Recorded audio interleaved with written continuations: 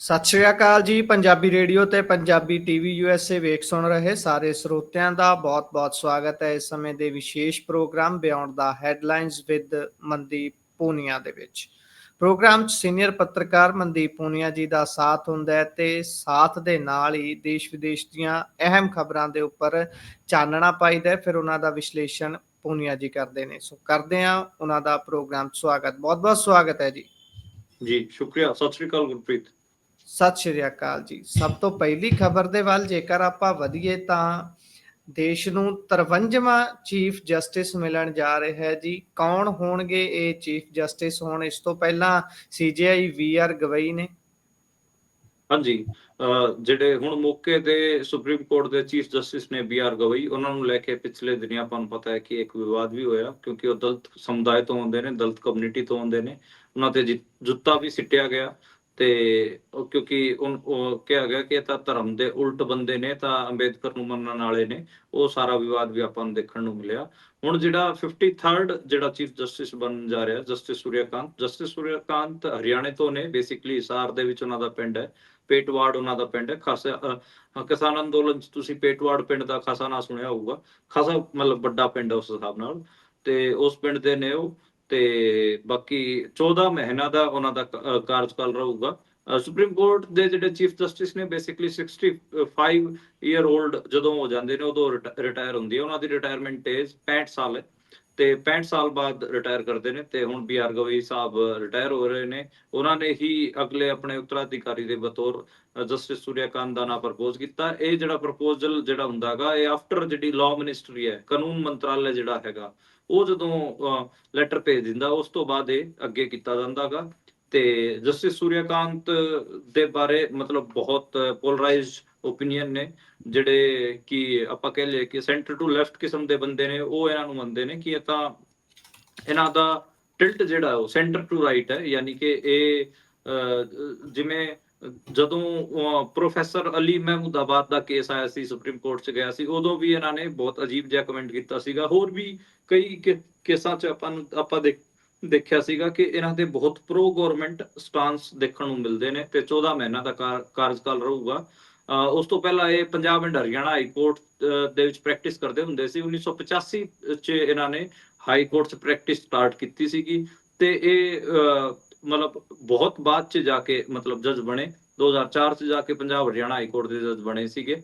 ਤੇ ਇੱਕ ਆਪਾਂ ਕਹਿ ਲਈਏ ਕਿ 20 ਸਾਲ ਇਹਨਾਂ ਨੇ Punjab and Haryana high court Chandigarh practice ਦੌਰਾਨ ਲਾਏ ਨੇ। ਉਸ ਤੋਂ ਬਾਅਦ ਫਿਰ ਹਾਈ ਕੋਰਟ ਦੇ ਜੱਜ ਹੋ ਗਏ ਸੀ। ਚੀਫ ਜਸਟਿਸ ਹਿਮਾਚਲ ਪ੍ਰਦੇਸ਼ ਦੀ ਵੀ ਰਹੇ ਨੇ। ਉਸ ਤੋਂ ਬਾਅਦ ਇਹ ਫਿਰ ਹਿਮਾਚਲ ਪ੍ਰਦੇਸ਼ ਤੋਂ ਬਾਅਦ ਇਹਨਾਂ ਨੂੰ ਸੁਪਰੀਮ ਕੋਰਟ ਭੇਜ ਦਿੱਤਾ ਗਿਆ ਸੀ, ਉੱਥੇ ਜੱਜ ਰਹੇ। ਤੇ ਹੁਣ ਆਖਰੀ ਜਦੋਂ ਰਿਟਾਇਰਮੈਂਟ ਦਾ ਟਾਈਮ ਆ ਰਿਹਾਗਾ, ਉਦੋਂ ਇਹਨਾਂ ਨੂੰ ਚੀਫ ਜਸਟਿਸ ਬਣਾਇਆ ਜਾਊਗਾ ਜੀ।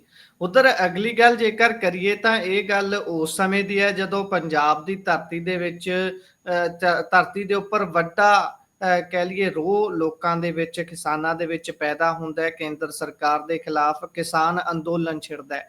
ਫਿਰ ਉਹ ਅੰਦੋਲਨ ਜਾ ਕੇ ਦਿੱਲੀ ਦੀਆਂ ਬਰੂਹਾਂ ਤੇ ਬੈਠਦਾ ਹੈ ਤੇ ਉਹ ਅੰਦੋਲਨ ਐਡਾ ਵੱਡਾ ਹੋ ਨਿਬੜਿਆ ਕਿ ਦੁਨੀਆ ਦੇ ਵਿੱਚ ਹੁਣ ਸਿਲੇਬਸ ਦੇ ਰੂਪ 'ਚ ਉਹ ਇੱਕ ਪੜ੍ਹਾਇਆ ਜਾਂਦਾ ਹੈ। ਪਰ ਉਸ ਸਮੇਂ ਜਿੱਥੇ ਬਹੁਤ ਸਾਰੇ ਲੋਕਾਂ ਨੇ ਵਾਹ ਖੱਟੀ ਇੱਥੋਂ ਤੁਰਦਿਆਂ ਹੀ, ਹਾਲੇ ਤੁਰਨ ਤੋਂ ਵੀ ਪਹਿਲਾਂ ਹੀ ਜੇਕਰ ਗੱਲ ਕਰ ਲਈਏ, ਬਹੁਤ ਸਾਰੇ ਕਿਸਾਨਾਂ ਨੇ, ਕਿਸਾਨ ਆਗੂਆਂ ਨੇ ਨਾਮਣਾ ਖੱਟਿਆ।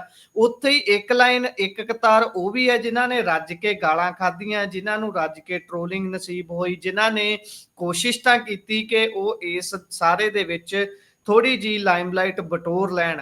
ਉਹਨਾਂ ਵਿੱਚੋਂ ਇੱਕ ਸੀ ਕੰਗਨਾ ਰਣੌਤ।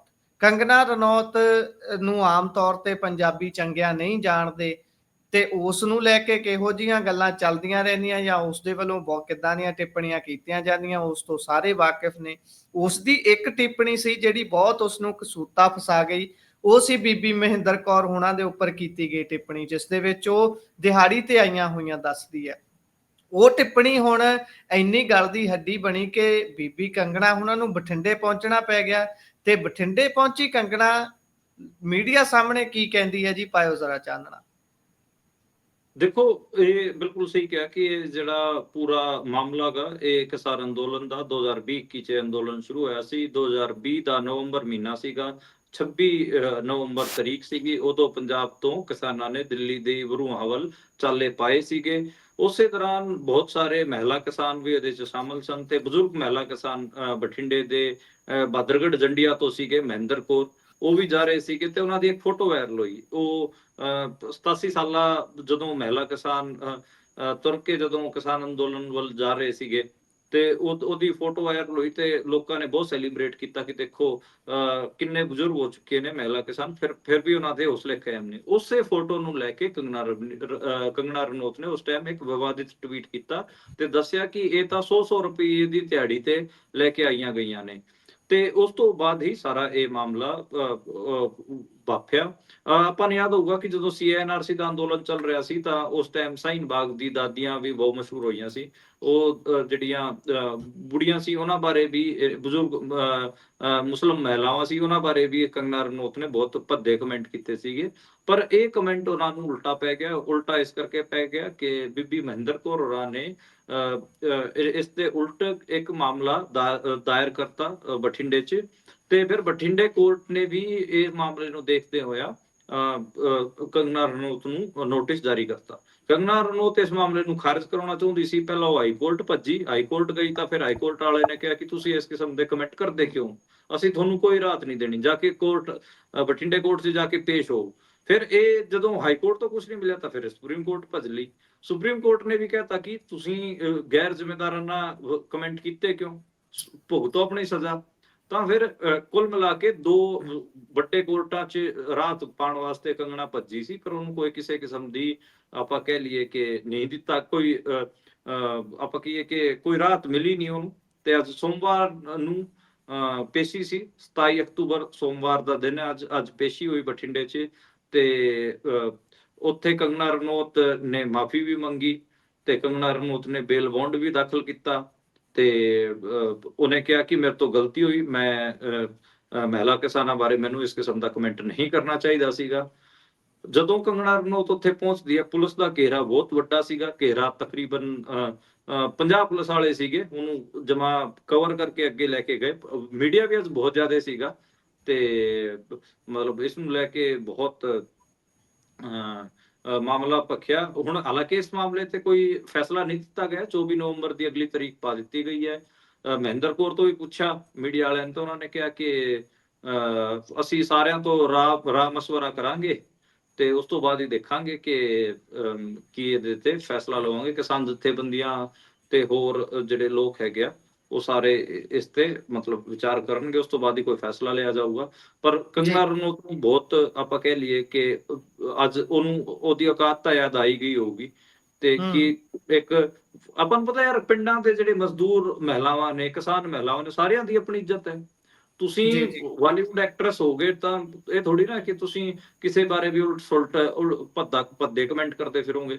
ਤੁਹਾਡੀ ਜੇ ਕੋਈ ਇੱਜ਼ਤ ਹੈਗੀ ਆ ਤਾਂ ਇੱਜ਼ਤ ਤਾਂ ਫਿਰ ਮਤਲਬ ਪਿੰਡ ਦੇ ਮਜ਼ਦੂਰ ਕਿਸਾਨ ਦੀ ਵੀ ਹੈਗੀ ਆ, ਬਲਕਿ ਉਹਨਾਂ ਦੀ ਜ਼ਿਆਦਾ ਇੱਜ਼ਤ ਹੋਣੀ ਚਾਹੀਦੀ, ਕਿਉਂਕਿ ਉਹ ਤਾਂ ਆਪਣੇ ਹੱਥੀਂ ਕੰਮ ਕਰਕੇ ਕਾਮੇ ਬੰਦੇ ਨੇ। ਉਹ ਤਾਂ ਆਪਣੇ ਹੱਥੇ ਕੰਮ ਕਰਕੇ ਆਪਣਾ ਲਹੂ ਵਰਗਾ ਪਸੀਨਾ ਜ਼ਮੀਨ ਤੇ ਡੋਲ ਕੇ ਆਪਣਾ ਖਾ ਕਮਾ ਰਹੇ ਨੇ। ਤੁਸੀਂ ਤਾਂ ਫਿਰ ਵੀ ਮਤਲਬ ਆਪਾਂ ਕਹਿ ਲਈਏ ਕਿ ਤੁਹਾਡਾ ਤਾਂ ਨੱਚਣ ਗਾਉਣ ਦਾ ਕੰਮ ਹੈ। ਮਤਲਬ ਮੈਂ ਉਸ ਨੱਚਣ ਗਾਉਣ ਦੇ ਕੰਮ ਨੂੰ ਵੀ ਕਲਾ ਦੇ ਖੇਤਰ 'ਚ ਹੀ ਕਹਿ ਰਿਹਾ ਹਾਂ, ਮੈਂ ਡੈਰੋਗੇਟਰੀ ਟਰਮ 'ਚ ਇਸਤੇਮਾਲ ਨਹੀਂ ਕਰ ਰਿਹਾ। ਤੁਸੀਂ ਤਾਂ ਫਿਰ ਵੀ ਮਤਲਬ ਇੱਕ ਇੰਜੋਏਬਲ ਕੰਮ ਕਰਕੇ ਉਹ ਕਰ ਰਹੇ ਹੋ। ਉਹ ਤਾਂ ਮਤਲਬ ਇੱਕ ਰੈਪੀਟੇਟਿਵ ਕੰਮ ਜਿਹਦੇ 'ਚ ਸਰੀਰ ਦਾ ਪਸੀਨਾ ਨਿਕਲਦਾ ਗਾ, ਜਿਹੜਾ ਕਿ ਹਾਰਡ ਵਰਕ ਵੀ ਹੈ, ਮਸਲ ਦਾ ਜ਼ੋਰ ਵੀ ਲੱਗਦਾ ਗਾ, ਇੱਕ ਜ਼ਿਆਦਾ ਪੇਨਫੁਲ ਕੰਮ ਕਰਕੇ ਉਹ ਆਪਣਾ ਖਾਣਾ ਦਾਣਾ ਜੁਟਾ ਰਹੇ ਨੇ, ਤਾਂ ਉਹਨਾਂ ਦੀ ਤਾਂ ਵੱਧ ਇੱਜ਼ਤ ਹੋਣੀ ਚਾਹੀਦੀ। ਤਾਂ ਉਹ ਇੱਕ ਹੈ। ਤੇ ਅੱਜ ਮਤਲਬ ਕੰਗਨਾ ਰਣੌਤ ਨੂੰ ਦਿਖਾਤਾ ਪੰਜਾਬ ਦੀ ਇੱਕ ਮਹਿਲਾ ਕਿਸਾਨ ਨੂੰ, ਬਜ਼ੁਰਗ ਮਹਿਲਾ ਕਿਸਾਨ ਨੂੰ, ਕਿ ਉਹਦੀ ਇੱਜ਼ਤ ਕੀ ਹੈ ਤੇ ਜੇ ਉਹ ਆਪਣੀ ਇੱਜ਼ਤ ਵਾਸਤੇ ਲੜਨਾ ਜਾਣਦੀ ਹੈਗੀ ਤਾਂ ਉਹ ਕਿੱਥੋਂ ਤੱਕ ਜਾ ਕੇ ਲੜਦੀ ਹੈਗੀ ਆ। ਮਤਲਬ ਕੰਗਨਾ ਰਣੌਤ ਕਿਤੇ ਹਾਈ ਕੋਰਟ ਭੱਜ ਰਹੀ ਹੈ, ਕਿਤੇ ਸੁਪਰੀਮ ਕੋਰਟ ਭੱਜ ਰਹੀ ਹੈ ਤੇ ਇੱਧਰ ਉਹ ਮਹਿਲਾ ਕਿਸਾਨਾਂ ਜਿਹੜੀਆਂ ਮਹਿਲਾਵਾਂ ਸੀਗੀਆਂ ਪੰਜਾਬ ਦੀਆਂ, ਉਹ ਕਹਿ ਰਹੀਆਂ ਭੱਜ ਕਿੱਥੋਂ ਤੱਕ ਭੱਜਣਾ ਹੈਗਾ, ਤੈਨੂੰ ਹੀ ਸਿਖਾਵਾਂਗੇ ਬੋਲਣਾ ਕਿਵੇਂ ਹੁੰਦਾ ਗਾ, ਬਜ਼ੁਰਗਾਂ ਦੀ ਇੱਜ਼ਤ ਕਿਵੇਂ ਕਰਨੀ ਹੁੰਦੀ ਹੈ, ਉਹ ਤੈਨੂੰ ਸਿਖਾਵਾਂਗੇ। ਤਾਂ ਉਹ ਮੈਨੂੰ ਲੱਗਦਾ ਹੈ ਕਿ ਪੰਜਾਬ ਦੀ ਮਹਿਲਾ ਕਿਸਾਨਾਂ ਦਾ ਇਸ ਕਰਕੇ ਆਪਾਂ ਇਹ ਤਾਂ ਸ਼ੁਕਰਾਨਾ ਆਪਾਂ ਨੂੰ ਕਰਨਾ ਚਾਹੀਦਾ ਕਿ ਘੱਟੋ ਘੱਟ ਅੱਗੇ ਤੋਂ ਕੰਗਨਾ ਰਣੌਤ ਨੂੰ ਬੋਲਣਾ ਆ ਜਾਊਗਾ, ਉਹਨੇ ਕਿਵੇਂ ਬੋਲਣਾ। ਹਾਲਾਂਕਿ ਕੰਗਨਾ ਰਣੌਤ ਨੂੰ ਦੇਖੋ ਸਜ਼ਾ ਤਾਂ ਇੱਕ ਵਾਰ ਪਹਿਲਾਂ ਵੀ ਮਿਲ ਚੁੱਕੀ ਹੈ, ਇੱਕ ਥੱਪੜ ਉਹਨੂੰ ਰਸੀਦ ਕੀਤਾ ਜਾ ਚੁੱਕਿਆ ਹੈਗਾ। ਜਿਹੜੇ ਪੰਜਾਬ ਦੇ ਹੀ ਅੰਮ੍ਰਿਤਸਰ ਜ਼ਿਲ੍ਹੇ ਦੀ ਰਹਿਣ ਵਾਲੀ ਜਿਹੜੀ ਕੁੜੀ ਸੀਗੀ, ਉਹਨੇ ਇੱਕ ਥੱਪੜ ਰਸੀਦ ਕਰਤਾ ਸੀਗਾ, ਪੂਰਾ ਉਹਦਾ ਗਲ ਲਾਲ ਕਰਤਾ ਸੀਗਾ। ਉਹ ਵੀ ਆਪਾਂ ਨੂੰ ਪਤਾ ਹੀ ਹੈ। ਪਰ ਹੁਣ ਜਿਹੜਾ ਇਹ ਚਪੇੜਾ ਵੱਜਿਆਗਾ, ਮਾਫੀ ਵੀਰ ਸਾਵਰਕਰ, ਲੇਡੀ ਵੀਰ ਸਾਵਰਕਰ ਕਹਿ ਸਕਦੇ ਹੋ, ਮਾਫੀ ਮੰਗਣੀ ਜਿਹੜੀ ਕੰਗਨਾ ਨੂੰ ਪਊਗੀ, ਉਹ ਵੀ ਇੱਕ ਵੱਡਾ ਜੀ ਚਪੇੜਾ ਕੰਗਨਾ ਤੇ ਹੈਗਾ। ਕੰਗਨਾ ਰਣੌਤ ਬੇਸਿਕਲੀ ਸੱਤਾ ਧਾਰੀਆਂ ਦੇ ਪੈਰ ਦਾ ਕੰਗਣਾ ਹੈਗੀ ਆ, ਜਿਵੇਂ ਪੈਰਾਂ ਦੀ ਜੀ ਪਜੇਬ ਹੁੰਦੀ ਹੈ, ਪੈਰ ਦਾ ਕੰਗਣਾ ਦੀ, ਠੀਕ ਹੈ। ਜੀ ਉਹ ਇਹਨੂੰ ਉਕਸਾ ਸੀਗੇ, ਕਿਸਾਨਾਂ ਦੇ ਉਲਟ ਸੁਲਟ ਨੈਰੇਟਿਵ ਬਣ ਰਹੀ ਸੀ। ਜਿਵੇਂ ਤੁਸੀਂ ਆਪਣੇ ਇੰਟਰੋ 'ਚ ਹੀ ਕਿਹਾ ਕਿ ਇਹ ਪੰਜਾਬ ਬਾਰੇ, ਸਿੱਖਾਂ ਬਾਰੇ ਇਹਦੇ ਕਮੈਂਟ ਹਮੇਸ਼ਾ ਨੈਗੇਟਿਵ ਹੀ ਹੁੰਦੇ ਨੇ, ਤੇ ਇਸ ਜੀ ਬਾਰੇ ਨੂੰ ਪਤਾ ਲੱਗ ਜੂਗੀ ਕਿ ਕੀ ਭਾਵ ਵਿਕਦੀ ਹੈ, ਪੰਜਾਬੀਆਂ ਨਾਲ ਟੱਕਰ ਲੈਣ ਦਾ ਕੀ ਨੁਕਸਾਨ ਹੁੰਦਾਗਾ। ਉਹ ਇਹਨੂੰ ਇੱਕ ਵਾਰ ਪਹਿਲਾਂ ਪਤਾ ਲੱਗ ਚੁੱਕਿਆ ਵਾ, ਜਦੋਂ ਥੱਪੜ ਰਸੀਦ ਹੋਇਆ ਸੀ। ਹੁਣ ਦੁਬਾਰੇ ਜੀ ਜਦੋਂ ਮਾਫੀ ਮੰਗਣੀ ਪਈ ਹੈ ਪੰਜਾਬੀਆਂ ਤੋਂ, ਉਦੋਂ ਵੀ ਇਹਨੂੰ ਅਹਿਸਾਸ ਹੋਊਗਾ ਕਿ ਬਜ਼ੁਰਗਾਂ ਨਾਲ ਬੋਲਣਾ ਕਿਵੇਂ, ਪੰਜਾਬੀਆਂ ਨਾਲ ਕਿਵੇਂ ਬੋਲਣਾਗਾ। ਉਹਨਾਂ ਦੇ ਤੁਸੀਂ ਗਰਦਾਰਾਂ ਤੇ ਜੇ ਦਾਗ ਸਿੱਟੋਗੇ ਤਾਂ ਤੁਹਾਡਾ ਵੀ ਅਸਰ, ਉਹ ਤੁਹਾਨੂੰ ਆਖਰ ਤੱਕ ਛੱਡਣਗੇ ਨਹੀਂ, ਫਿਰ ਤੁਹਾਡਾ ਹਿਸਾਬ ਕਰਨਗੇ, ਤੁਹਾਡਾ ਇਲਾਜ ਕਰਨਗੇ। ਤਾਂ ਇਹ ਕੰਗਨਾ ਦਾ ਇੱਕ ਮੂਰਖ ਐਕਟਰੈਸ ਦਾ ਇਲਾਜ ਪੰਜਾਬੀਆਂ ਨੇ ਕਰ ਦਿੱਤਾ ਹੈ। ਜੀ ਜੀ, ਇਹ ਤਾਂ ਹੈ, ਇਲਾਜ ਹੋਇਆ ਹੈ। ਪਰ ਅੱਗਿਓਂ ਬੀਬੀ ਜੀ ਵੀ ਕਹਿੰਦੇ ਨੇ ਵੀ ਭਾਈ ਮੈਂ ਇਕੱਲੇ ਤੌਰ ਤੇ ਫੈਸਲਾ ਨਹੀਂ ਲੈ ਸਕਦੀ, ਮਾਫ ਕਰਨਾ ਹੈ ਜਾਂ ਨਹੀਂ ਕਰਨਾ, ਇਸ ਤੇ ਵਿਚਾਰ ਸਾਂਝਾ ਮਤ ਹੋਊਗਾ। ਅਗਲੀ ਜੇਕਰ ਗੱਲ ਕਰੀਏ, ਉਧਰ ਡੀਯੂ ਦੀ ਵਿਦਿਆਰਥਣ, ਦਿੱਲੀ ਯੂਨੀਵਰਸਿਟੀ ਦੀ ਵਿਦਿਆਰਥਣ ਦੇ ਉੱਪਰ ਬਾਈਕ ਸਵਾਰ ਲੜਕਿਆਂ ਦੇ ਵੱਲੋਂ ਐਸਿਡ ਸਿੱਟ ਦਿੱਤੀ ਜਾਂਦੀ ਹੈ, ਤੇਜ਼ਾਬ ਸਿੱਟ ਦਿੱਤਾ ਜਾਂਦਾ ਹੈ। ਇਹ ਮਾਮਲਾ ਕਦੋਂ ਦਾ ਹੈ ਜੀ? ਇਹ ਕਹਾਣੀ ਕੀ ਵਾਪਰੀ ਹੈ? ਇਸ ਦੇ ਪਿੱਛੇ ਦੀ ਕੋਈ ਸਟੋਰੀ ਨਿਕਲ ਕੇ ਸਾਹਮਣੇ ਆਈ ਹੈ? ਹਾਂਜੀ, ਇਹ ਬੜੀ ਖਤਰਨਾਕ ਗੱਲ ਹੈ, ਬਹੁਤ ਭਿਆਨਕ ਗੱਲ ਹੈ। ਇਹ ਮੁਲਕ ਦੀ ਰਾਜਧਾਨੀ ਦਿੱਲੀ 'ਚ ਵਾਪਰਿਆ ਹੋਇਆ ਮਾਮਲਾ ਗਾ, ਤੇ ਮੁਲਕ ਦੀ ਇੱਕ ਪ੍ਰੈਸਟੀਜੀਅਸ ਯੂਨੀਵਰਸਿਟੀ, ਦਿੱਲੀ ਯੂਨੀਵਰਸਿਟੀ ਦੀ ਸਟੂਡੈਂਟ ਨਾਲ, ਇਹ ਜਿਹੜਾ ਵਿਦਿਆਰਥਣ ਨਾਲ ਇਹ ਜਿਹੜਾ ਆਪਾਂ ਕਹਿ ਲਈਏ ਕਿ ਘਟਨਾਕ੍ਰਮ ਵਾਪਰਿਆ। ਇੰਡੀਆ ਦੇ ਵਿੱਚ ਆਪਾਂ ਪਹਿਲਾਂ ਵੀ ਦੇਖਦੇ ਸੀ ਕਿ ਜਦੋਂ ਛੋਟੇ ਹੁੰਦੇ ਸੀ, ਉਦੋਂ ਤੋਂ ਹੀ ਅਖਬਾਰਾਂ 'ਚ ਖਬਰਾਂ ਪੜ੍ਹਦੇ ਸੀਗੇ, ਜੇ ਕੋਈ ਕੁੜੀ ਕਿਸੇ ਮੁੰਡੇ ਨੂੰ, ਜਿਹੜਾ ਮੁੰਡਾ ਤੰਗ ਕਰ ਰਿਹਾ ਹੁੰਦਾ, ਉਹਨੂੰ ਜੇ ਮਨਾ ਕਰ ਦਿੰਦੀ ਹੈ, ਨਾ ਕਰ ਦਿੰਦੀ ਹੈ, ਤੇ ਉਹਦੇ ਤੇ ਫਿਰ ਉਹ ਤੇਜ਼ਾਬ ਨਾਲ ਹਮਲਾ ਕਰਦੇ ਨੇ। ਇਸ ਕਿਸਮ ਦੀਆਂ ਘਟਨਾਵਾਂ ਅੱਜ ਆਪਾਂ 2025 ਚ ਬੈਠੇ ਆ, ਕੰਟੀਨਿਊ ਨੇ, ਤੇ ਉਹ ਵੀ ਮੁਲਕ ਦੀ ਰਾਜਧਾਨੀ 'ਚ ਹੋ ਰਹੀਆਂ ਨੇ। ਕਦੋਂ ਇਸ ਮੁਲਕ ਦੇ ਮਰਦਾਂ ਨੂੰ ਇਹ ਸਮਝ ਆਊਗਾ ਕਿ ਔਰਤ ਦੀ ਨਾ ਦਾ ਮਤਲਬ ਨਾ ਹੁੰਦਾਗਾ, ਨੋ ਮੀਨਸ ਨੋ? ਇਹ ਕਦੋਂ ਸਮਝ ਆਊਗਾ? ਜੇ ਉਸ ਕੁੜੀ ਨੇ ਨਾ ਕਰਤੀ ਤੇ ਫਿਰ ਮਤਲਬ ਤੁਹਾਡਾ ਕੀ ਹੱਕ ਬਣਦਾਗਾ ਉਹਨੂੰ ਤੰਗ ਕਰਨ ਦਾ, ਉਹਦਾ ਪਿੱਛਾ ਕਰਨ ਦਾ? ਤੇ ਤੁਸੀਂ ਖਿੱਚ ਕੇ ਇੱਥੋਂ ਤੱਕ ਜਾ ਰਹੇ ਹੋ ਕਿ ਉਹਦੇ ਉੱਤੇ ਤੇਜ਼ਾਬ ਸਿੱਟ ਰਹੇ ਹੋ। ਇੱਕ ਬਹੁਤ ਵੱਡਾ ਮਾਮਲਾ ਗਾ। ਈਵ ਟੀਜ਼ਿੰਗ ਤੋਂ ਵੀ ਅਗਲਾ ਕਦਮ ਹੈ। ਆਪਾਂ ਜਿਹੜੀ ਔਰਤਾਂ ਨੇ ਸਰਵਾਈਵ ਕੀਤਾ, ਸਰਵਾਈਵਰਸ ਦੀ ਕਹਾਣੀ ਆਪਾਂ ਨੂੰ ਪਤਾ ਹੈ ਕਿ ਕਿੰਨੇ ਹੀ ਤੇਜ਼ਾਬ ਦੇ ਅਟੈਕਸ ਦੀ ਜਿਹੜੀ ਪੀੜਤ ਕੁੜੀਆਂ ਸੀ, ਉਹਨਾਂ ਨੇ ਉਹ ਸਰਵਾਈਵਰ ਵੀ ਰਹੀਆਂ, ਉਹਨਾਂ ਨੇ ਸਰਵਾਈਵ ਵੀ ਕੀਤਾ ਤੇ ਆਪਣੀ ਲੜਾਈਆਂ ਵੀ ਲੜੀਆਂ ਤੇ ਸਜ਼ਾਵਾਂ ਵੀ ਕਰਾਈਆਂ ਇਸ ਕਿਸਮ ਦੇ ਘਟੀਆ ਕਿਸਮ ਦੇ ਬੰਦਿਆਂ ਨੂੰ। ਇਹ ਜਿਹੜਾ ਬੰਦਾ ਨਿਕਲ ਕੇ ਸਾਹਮਣੇ ਆਇਆਗਾ, ਇਹ ਜਤਿੰਦਰ ਨਾਂ ਦਾ ਮੁੰਡਾ ਗਾ, ਤੇ ਵਿਆਹਿਆ ਵਰਿਆ ਹੋਇਆ ਬੰਦਾ ਹੈ। ਇਹ ਇਸ ਕੁੜੀ ਨੂੰ 2-3 ਮਹੀਨਿਆਂ ਤੋਂ ਤੰਗ ਕਰ ਰਿਹਾ ਸੀ। ਇਸ ਕੁੜੀ ਨੇ ਨਾ ਕਰਤੀ ਸੀਗੀ, ਤੇ ਇਹ ਵਿਚਾਰੀ ਇਹਦੇ ਡਰ ਤੋਂ ਮਾਰੇ ਘਰ ਤੋਂ ਬਾਹਰ ਵੀ ਨਹੀਂ ਨਿਕਲਦੀ ਸੀ। ਇਹ ਸਿਰਫ ਕਾਲਜ ਜਾਂਦੀ ਸੀ, ਤੇ ਕਾਲਜ ਜਦੋਂ ਇਹ ਜਾ ਰਹੀ ਸੀ, ਉਦੋਂ ਇਹ ਪਿੱਛੋਂ ਬਾਈਕ ਤੇ ਆਇਆ, ਮੋਟਰਸਾਈਕਲ ਤੇ, ਇਹਨੇ ਤੇਜ਼ਾਬ ਸਿੱਟਿਆ। ਉਹ ਕੁੜੀ ਮਤਲਬ ਇੰਨੀ ਚਕੰਨੀ ਜੀ ਸੀਗੀ, ਵਿਚਾਰੀ ਡਰੀ ਹੋਈ ਸੀ, ਤੇ ਉਹ ਪਿੱਛੇ ਹਟ ਗਈ, ਤੇ ਉਹਦੇ ਹੱਥਾਂ ਤੇ ਇਹ ਤੇਜ਼ਾਬ ਹੈ ਇਹ ਪਿਆ, ਤੇ ਉਹਦੇ ਹੱਥਾਂ ਦੀ ਜਿਹੜੀ ਚਮੜੀ ਉਹ ਸਾਰੀ ਸੜ ਗਈ ਹੈਗੀ ਆ। ਤੇ ਉੱਥੇ ਸਾਰੇ ਦਿੱਲੀ ਯੂਨੀਵਰਸਿਟੀ ਦੇ ਜਿਹੜੇ ਵਿਦਿਆਰਥੀ ਸੀਗੇ, ਉਹ ਸਾਰੇ ਇਕੱਠੇ ਵੀ ਹੋਏ ਉਸ ਕੁੜੀ ਦੇ ਹੱਥ 'ਚ, ਤੇ ਉਸ ਨੂੰ ਜਿਹੜੇ ਬੰਦੇ ਨੇ ਇਹ ਤੇਜ਼ਾਬ ਫੇਕਿਆ ਸੀਗਾ, ਉਹਨੂੰ ਅਰੈਸਟ ਕਰ ਲਿਆ ਗਿਆ ਹੈਗਾ। ਸਟੂਡੈਂਟਾਂ ਨੇ ਖਾਸਾ ਵੱਡਾ ਉੱਥੇ ਪ੍ਰੋਟੈਸਟ ਕੀਤਾ। ਉਸ ਪ੍ਰੋਟੈਸਟ ਤੋਂ ਬਾਅਦ ਇਹ ਸਾਰਾ ਕੁਝ ਵਾਪਰਿਆ ਹੈਗਾ। ਮੈਨੂੰ ਲੱਗਦਾ ਗਾ ਕਿ ਇੰਡੀਆ ਦੇ ਵਿੱਚ, ਜਿਵੇਂ 2 ਦਿਨ ਪਹਿਲਾਂ ਹੀ ਆਪਾਂ ਜਿਵੇਂ ਸ਼ਨੀਵਾਰ ਨੂੰ ਗੱਲ ਕਰ ਰਹੇ ਸੀ, ਆਸਟ੍ਰੇਲੀਅਨ ਮਹਿਲਾ ਕ੍ਰਿਕਟਰ ਸੀਗੀਆਂ 2, ਉਹਨਾਂ ਨੂੰ ਇੰਦੌਰ 'ਚ ਛੇੜਿਆ ਗਿਆ, ਉਹਨਾਂ ਨਾਲ ਈਵ ਟੀਜ਼ਿੰਗ ਦਾ ਮਾਮਲਾ ਆਇਆ ਸਾਹਮਣੇ। ਉਦੋਂ ਵੀ ਆਪਾਂ ਗੱਲ ਕਰ ਰਹੇ ਸੀਗੇ ਕਿ ਕਦੋਂ ਇਸ ਮੁਲਕ ਦੇ ਮੁੰਡਿਆਂ ਨੂੰ ਸਮਝ ਆਊਗਾ ਕਿ ਇਹ ਭਾਈ ਇਹ ਗਲਤ ਹੈ, ਤੁਸੀਂ ਕੁੜੀਆਂ ਦੇ ਪਿੱਛੇ ਜਾਣਾ, ਉਹਨਾਂ ਨੂੰ ਛੇੜਨਾ, ਉਹਨਾਂ ਦੇ ਕਮੈਂਟਬਾਜ਼ੀ ਕਰਨੀ, ਤੇ ਇਹ ਤਾਂ ਉਹ ਤੋਂ ਗਾਹ ਦਾ ਸਟੈਪ ਹੈ। ਤੇਜ਼ਾਬ ਸਿੱਟਣਾ, ਐਸਿਡ ਅਟੈਕ, ਇਹ ਤਾਂ ਉਹ ਤੋਂ ਗਾਹ ਦਾ ਸਟੈਪ ਹੈ। ਤਾਂ ਇਹ ਬਹੁਤ ਮਤਲਬ ਆਪਾਂ ਕਹੀਏ ਕਿ ਇਹ ਬਹੁਤ ਮੰਦਭਾਗਾ ਗਾ। ਤੇ ਇੱਕ ਮੈਂ ਤਾਂ ਕਿਤਾਬ ਦੀ ਵੀ ਗੱਲ ਕਰ ਰਿਹਾ ਸੀਗਾ, ਮੈਂ ਇਹ ਖਬਰ ਪੜ੍ਹ ਰਿਹਾ ਸੀ, ਉਦੋਂ ਹੀ ਮੈਨੂੰ ਕਿਤਾਬ ਧਿਆਨ ਆਈ, ਮੇਰੇ ਲਾਇਬ੍ਰੇਰੀ 'ਚ ਵੀ ਰੱਖੀ ਹੋਈ ਹੈ, ਪਰਸਨਲ ਲਾਇਬ੍ਰੇਰੀ 'ਚ, ਨੋ ਕੰਟਰੀ ਫॉर ਵੂਮਨ। ਸਾਡੇ ਇੱਕ ਮਹਿਲਾ ਪੱਤਰਕਾਰ ਨੇ, ਪ੍ਰਿਯੰਕਾ ਦੁਬੇ, ਉਹਨਾਂ ਨੇ ਮੁਲਕ ਦੀ ਰੇਪ ਵਿਕਟਿਮਸ ਤੇ ਇਹ ਕਿਤਾਬ ਲਿਖੀ ਹੋਈ ਹੈ। ਤੇ ਮੈਂ ਸੋਚ ਰਿਹਾ ਸੀਗਾ ਕਿ ਦੇਖੋ, ਚਾਹੇ ਰੂਰਲ ਇੰਡੀਆ ਦੀ ਵੂਮਨ ਹੋਵੇ, ਜਾਂ ਸ਼ਹਿਰਾਂ 'ਚ, ਜਾਂ ਮੈਟਰੋ ਸਿਟੀ ਹੋਵੇ, ਜਾਂ ਫਿਰ ਇੰਦੌਰ ਵਰਗਾ ਸ਼ਹਿਰ ਹੋਵੇ, ਦਿੱਲੀ ਵਰਗੀ ਰਾਜਧਾਨੀ ਹੋਵੇ, ਬੰਬੇ ਵਰਗਾ ਸ਼ਹਿਰ ਹੋਵੇ, ਸਾਰੇ ਕਿਤੇ ਹੀ ਔਰਤਾਂ ਮਤਲਬ ਇੰਡੀਆ 'ਚ ਘੱਟ ਸੇਫ ਨਹੀਂ ਹੈਗੀਆਂ। ਤੇ ਇੱਕ ਵੱਡਾ ਵਿਸ਼ਾ ਹੈ ਵੂਮਨ ਸੇਫਟੀ ਬਾਰੇ, ਮਤਲਬ ਪੂਰੇ ਸੁਸਾਇਟੀ ਨੂੰ, ਸਾਰੇ ਰਾਜਨੇਤਾਵਾਂ ਨੂੰ ਚਿੰਤਿਤ ਹੋਣਾ ਚਾਹੀਦਾ ਤੇ ਇਹਦੇ ਬਾਰੇ ਕੋਈ ਨਾ ਕੋਈ ਮਤਲਬ ਅੱਗੇ ਕਦਮ ਫਰਦਰ ਉਠਾਏ ਜਾਣੇ ਚਾਹੀਦੇ।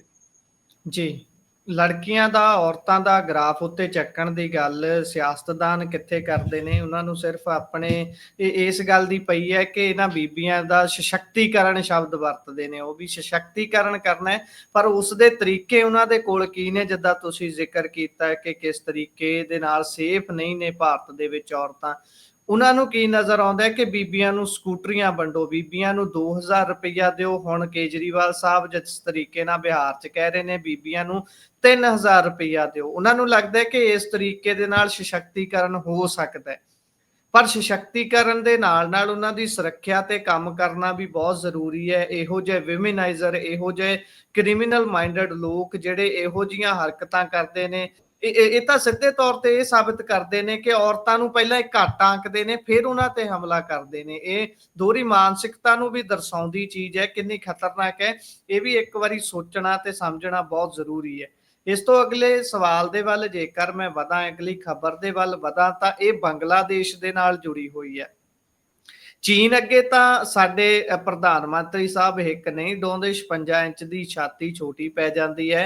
ਪਰ ਹੁਣ ਬੰਗਲਾਦੇਸ਼ ਨਾਲ ਕਿਵੇਂ ਨਜਿੱਠਣਗੇ, ਇਹ ਸੋਚਣ ਵਾਲੀ ਗੱਲ ਹੈ। ਇਹ ਕਿਉਂ ਕਹਿ ਰਿਹਾ ਮੈਂ, ਕਿਉਂਕਿ ਬੰਗਲਾਦੇਸ਼ ਭਾਰਤ ਦੇ ਕੁਝ ਰਾਜਾਂ ਨੂੰ ਆਪਣਾ ਹਿੱਸਾ ਦਿਖਾ ਰਿਹਾ ਹੈ। ਇੱਕ ਫੋਟੋ ਸਾਹਮਣੇ ਆਈ ਹੈ ਜਿਸ ਦੇ ਵਿੱਚ ਮੁਹੰਮਦ ਯੂਨਸ ਪਾਕਿਸਤਾਨ ਦੇ ਆਰਮੀ ਜਨਰਲ ਨੂੰ ਗਿਫਟ ਕਰ ਰਹੇ ਨੇ ਇੱਕ ਨਕਸ਼ਾ, ਤੇ ਉਸ ਦੇ ਵਿੱਚ ਇਹ ਫੋਟੋ ਹੈ ਜੀ ਜਿਸ ਦੇ ਵਿੱਚ ਇਹ ਸਾਰਾ ਕੁਝ ਦਰਸਾਇਆ ਜਾ ਰਿਹਾ। ਜਰਾ ਡਿਟੇਲ 'ਚ ਸਮਝਾਉਣਾ।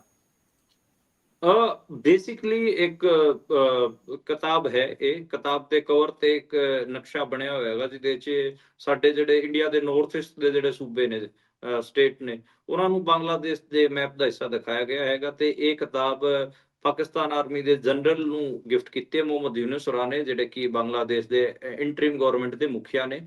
ਤੇ ਇਹ ਜਿਹੜੀ ਆਰਟ ਆਫ ਟ੍ਰਾਇੰਫ ਨਾਂ ਦੀ ਕਿਤਾਬ ਹੈ, ਇਹਦੇ ਬਾਰੇ 2024 ਚ ਜਿਹੜਾ ਸਟੂਡੈਂਟਸ ਦਾ ਅੰਦੋਲਨ ਚੱਲਿਆ ਬੰਗਲਾਦੇਸ਼ ਦਾ, ਉਹਦੇ ਬਾਰੇ ਜ਼ਿਕਰ ਹੈਗੇ, ਉਹਦੇ ਫੋਟੋਜ਼ ਵਗੈਰਾ ਹੈਗੇ ਆ।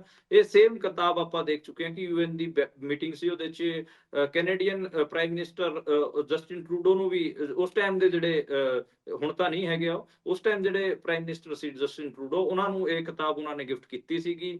ਇਟਲੀ, ਆਪਾਂ ਕਹਿ ਲਈਏ ਕਿ ਇਟਲੀ ਦੇ ਜਿਹੜੇ, ਬ੍ਰਾਜ਼ੀਲ ਦੇ ਜਿਹੜੇ ਪ੍ਰੈਜ਼ੀਡੈਂਟ ਸੀਗੇ, ਇਟਲੀ ਦੇ ਜਿਹੜੇ ਪ੍ਰੈਜ਼ੀਡੈਂਟ ਸੀਗੇ, ਉਹਨਾਂ ਨੂੰ ਵੀ ਇਹ ਕਿਤਾਬ ਉਹ ਗਿਫਟ ਕਰ ਚੁੱਕੇ ਨੇ। ਤੇ ਇਸ ਤੋਂ ਮਤਲਬ ਇਹ ਸਮਝਾਉਂਦਾ ਗਾ ਕਿ ਇੰਡੀਆ ਨਾਲ ਉਹ ਸਹਿਜ ਨਹੀਂ ਹੈਗੇ। ਦੇਖੋ ਅੱਜ ਜਦੋਂ ਆਪਾਂ 21st ਸੈਂਚੁਰੀ 25 ਚ ਬਹਿ ਕੇ ਜਦੋਂ ਗੱਲ ਕਰ ਰਹੇ ਹਾਂ, ਆਪਾਂ ਦੇਖ ਰਹੇ ਹਾਂ ਕਿ ਜਿਹੜੇ ਆਪਣੇ ਪੜੋਸੀ ਮੁਲਕ ਨੇ, ਉਹਨਾਂ ਨਾਲ ਇੰਡੀਆ ਦਾ ਵਧੀਆ ਮੇਲ ਵਰਤੋਂ ਨਹੀਂ ਬਚਿਆ ਹੈਗਾ। ਕਿਸੇ ਟਾਈਮ ਆਪਾਂ ਦੇਖਦੇ ਸੀਗੇ ਕਿ ਭੂਟਾਨ, ਨੇਪਾਲ, ਬੰਗਲਾਦੇਸ਼, ਸ਼੍ਰੀਲੰਕਾ, ਇਹ ਜਿਹੜੇ ਪੜੋਸੀ ਮੁਲਕ ਸੀਗੇ, ਇਹਨਾਂ ਨਾਲ ਆਪਣਾ ਠੀਕ ਠਾਕ ਵਧੀਆ ਮੇਲ ਵਰਤੋਂ ਸੀਗਾ। ਪਰ ਹੁਣ ਜਦੋਂ ਤੋਂ ਮੋਦੀ ਹੋਣੀ ਗਵਰਨਮੈਂਟ ਚ ਆਏ ਨੇ, ਪਤਾ ਨਹੀਂ ਇਹਨਾਂ ਦੀ ਫੋਰਨ ਪਾਲਿਸੀ ਕੀ ਹੈ, ਇਹਨਾਂ ਨੇ ਸਾਊਥ ਏਸ਼ੀਆ ਚ ਹੀ ਕਬਾੜਾ ਕਰ ਲਿਆਗਾ, ਆਪਣੇ ਪੜੋਸੀ ਮੁਲਕਾਂ ਨਾਲ ਹੀ ਵਿਗਾੜ ਲਈ ਹੈ। ਜਿਹੜਾ ਬੰਗਲਾਦੇਸ਼ ਇੰਡੀਆ ਦੇ ਸਾਰੇ ਤੇ ਚੱਲਦਾ ਹੁੰਦਾ ਸੀਗਾ, ਅੱਜ ਦੇ ਟਾਈਮ ਬੰਗਲਾਦੇਸ਼ ਇੰਡੀਆ ਦੇ ਉਲਟ ਖੜਿਆ ਨਜ਼ਰ ਆਉਂਦਾਗਾ। ਇਹ ਕਿਤਾਬ ਉਸ ਬਾਤ ਦਾ ਸਬੂਤ ਵੀ ਹੈ। ਆਪਾਂ ਨੂੰ ਇਹ ਵੀ ਪਤਾ ਕਿ ਕਲਕੱਤੇ ਦੇ ਨੇੜੇ, ਕਲਕੱਤੇ ਤੋਂ ਸਿਰਫ 20 ਕਿਲੋਮੀਟਰ ਦੂਰ ਜਿਹੜਾ ਬੰਗਲਾਦੇਸ਼ ਦੀ ਬੰਦਰਗਾਹ ਹੁੰਦਾ ਸੀਗਾ, ਉਹ ਹਮੇਸ਼ਾ ਹੀ ਉਹ ਸੀ ਪੋਰਟ ਇੰਡੀਆ ਨੂੰ ਉਹਨਾਂ ਨੇ ਦੇ ਕੇ ਰੱਖਿਆ। ਪਰ ਉਹ ਆਪਾਂ ਨੂੰ ਪਤਾ ਉਹ ਇੰਡੀਆ ਤੋਂ ਇਹਨਾਂ ਨੇ ਵਾਪਸ ਲੈ ਲਿਆ, ਚੀਨ ਨੂੰ ਦੇ ਦਿੱਤਾ ਗਿਆ ਹੈਗਾ। ਭੂਟਾਨ, ਨੇਪਾਲ ਕਿਹੜਾ ਏਦਾਂ ਦਾ ਪੜੋਸੀ ਹੈ? ਪਾਕਿਸਤਾਨ ਦਾ ਆਪਾਂ ਨੂੰ ਪਤਾ ਹੀ, ਪਾਕਿਸਤਾਨ ਨਾਲ ਤਾਂ ਇਹ ਹੁਣੇ ਹੀ ਪੰਗਾ ਲੈ ਕੇ ਹਟੇ ਸੀਗੇ। ਤਾਂ ਮਤਲਬ ਇੰਡੀਆ ਦੇ ਜਿਹੜੇ ਪੜੋਸੀ ਮੁਲਕ ਹੈਗੇ ਆ, ਈਵਨ ਮਾਲਦੀਵ ਨੇ ਵੀ ਅੱਖਾਂ ਦਿਖਾਤੀਆਂ ਸੀ ਇੰਡੀਆ ਨੂੰ। ਤਾਂ ਇੰਡੀਆ ਵਾਲਿਆਂ ਨੂੰ ਕਹਿਤਾ ਸੀਗਾ ਤੁਹਾਡੇ ਜਿਹੜੇ ਇੱਥੇ ਲੋਕ ਨੇ ਉਹਨਾਂ ਨੂੰ ਵਾਪਸ ਬੁਲਾਓ, ਸਿਕਿਉਰਿਟੀ ਫੋਰਸਿਸ ਨੂੰ ਵਾਪਸ ਬੁਲਾਓ। ਤਾਂ ਇਹ ਇੱਕ ਵੱਡਾ ਕੰਸਰਨ ਹੈਗਾ ਇੰਡੀਆ ਦੀ ਫੋਰਨ ਪਾਲਿਸੀ ਦਾ ਕਿ ਬੰਗਲਾਦੇਸ਼ ਵਰਗੇ ਮੁਲਕ, ਛੋਟੇ ਜਿਹੜੇ ਮੁਲਕ ਨੇ, ਮਾਲਦੀਵ ਵਰਗੇ, ਉਹ ਵੀ ਇਹਨਾਂ ਨੂੰ ਕੁਝ ਨਹੀਂ ਸਮਝ ਰਹੇ, ਇਹਨਾਂ ਨੂੰ ਟੱਚ ਨਹੀਂ ਜਾਣ ਰਹੇ, ਇਹਨਾਂ ਨੂੰ ਕਹਿ ਰਹੇ ਨੇ ਕਿ ਆਪਣੇ ਨਿਕਲੋ ਇੱਥੋਂ ਬਹਿ ਬਹਿ ਕੇ, ਤੇ ਇਹਨਾਂ ਦੇ ਉਲਟ ਸਟੈਂਡ ਵੀ ਲੈ ਰਹੇ ਨੇ। ਜੀ। ਸੋ ਜੇਕਰ ਇਸ ਤੋਂ ਅਗਲੀ ਖਬਰ ਦੇ ਵੱਲ ਚੱਲੀਏ ਤਾਂ ਉਧਰ ਐਮਪੀ ਦੇ ਵਿੱਚ ਕਹਿੰਦੇ ਬੀਜੇਪੀ ਨੇਤਾ ਨੇ ਇੱਕ ਕਿਸਾਨ ਦੀ ਹੱਤਿਆ ਕਰਵਾ ਦਿੱਤੀ। ਇਹ ਕਿਉਂ ਜੀ? ਹਾਂਜੀ, ਇਹ ਬੀਜੇਪੀ ਆਗੂ ਦੱਸਿਆ ਜਾ ਰਿਹਾ ਹੈ ਮਹਿੰਦਰ ਨਾਗਰ, ਉਹਨੇ ਗੁਨਾ ਦੇ ਵਿੱਚ ਇੱਕ ਰਾਮ ਸਰੂਪ ਨਾਂ ਦੇ ਕਿਸਾਨ ਦੀ ਹੱਤਿਆ ਕਰਾਈ, ਉਹਦੇ ਤੇ ਥਾਰ ਚੜਾਤੀ।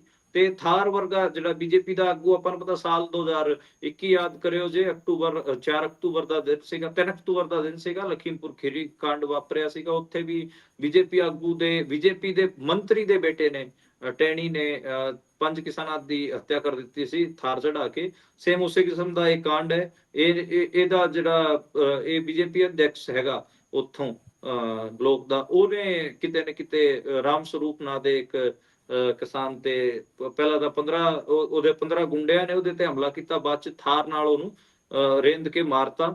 ਤੇ ਇਹਦੇ ਚ ਉਹਦੇ ਜਿਹੜੇ ਬੱਚੀਆਂ ਸੀਗੀਆਂ, ਉਹਦਾ ਪਰਿਵਾਰ ਸੀ, ਉਹਦੇ ਕੱਪੜੇ ਵੀ ਪਾੜੇ, ਉਹਨਾਂ ਦੀ ਵੀ ਕਟਾਈ ਕੀਤੀ ਤੇ ਉਹਦੀ ਜ਼ਮੀਨ ਹੜਫਣ ਦਾ ਇਹ ਮਾਮਲਾ ਦੱਸਿਆ ਜਾ ਰਿਹਾ ਹੈਗਾ। ਇਹ ਜਿਹੜਾ ਮਹਿੰਦਰ ਨਾਗਰ ਹੈ, ਬੀਜੇਪੀ ਦੇ ਬਹੁਤ ਵੱਡੇ ਵੱਡੇ ਆਗੂਆਂ ਨਾਲ ਇਹਦੀ ਫੋਟੋਜ਼ ਵੀ ਨੇ। ਇਹ ਬੀਜੇਪੀ ਦਾ ਉੱਥੇ ਐਕਟਿਵ ਬੰਦਾ ਗਾ, ਤੇ ਇਹਨੇ ਥਾਰ ਗੱਡੀ ਚਾੜ ਕੇ ਉਸ ਕਿਸਾਨ ਨੂੰ ਮਾਰਤਾ। ਜੀ, ਜੇਕਰ ਇਸ ਤੋਂ ਅਗਲੀ ਗੱਲ ਕਰੀਏ ਤਾਂ ਉਧਰ ਰਾਜਸਥਾਨ, ਐਮਪੀ ਤੇ ਯੂਪੀ ਸਮੇਤ 12 ਸਟੇਟਾਂ ਦੇ ਵਿੱਚ ਕੱਲ ਤੋਂ SIR ਹੋਊਗੀ, ਸਪੈਸ਼ਲ ਇੰਟੈਂਸਿਵ ਰਿਵੀਜ਼ਨ।